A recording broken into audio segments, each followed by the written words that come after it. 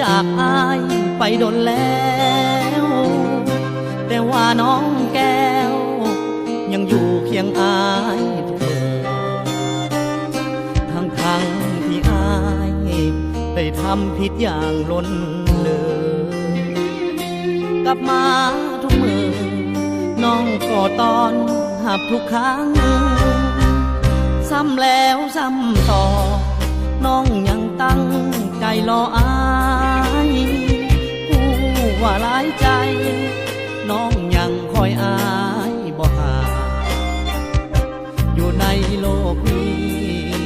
บ่มีไผดีสำนาอายจึงขอหยุดยั้งจะฮักแต่เพียงนางเดียวขอสัญญาจะฮักนางเป็นคนสุดท้ายเศร้าหลายใจเศร้าหลงไหลเศร้าไปเที่ยวเศร้าจอบบอนขอนุดพรความมวลความเพียวหญิงอื่นบอกเกี่ยวจะฮักคนเดียวเพียงนางถ้าเป็นหญิงอื่นเขาคงบ่ฝืนอยู่น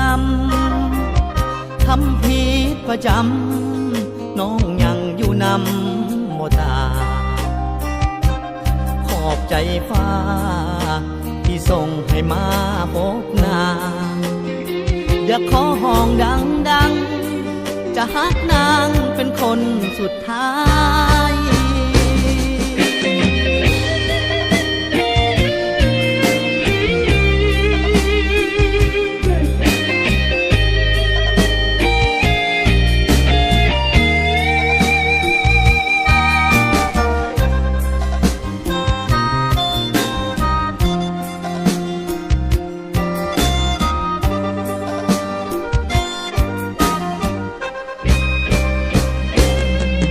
สัญญาจะฮักนางเป็นคนสุดท้ายเศร้าหลายใจเศร้าหลงไหล